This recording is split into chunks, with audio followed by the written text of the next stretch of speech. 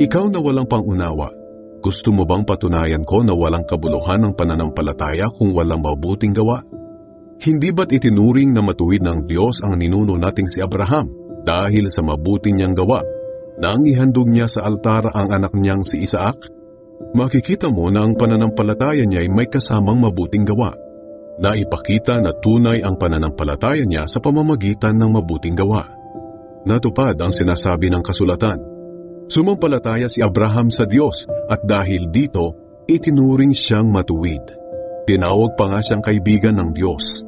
Dito niyo makikita na itinuturing na matuwid ng Diyos ang tao dahil sa mabuti nitong gawa at hindi dahil sa pananampalataya lamang.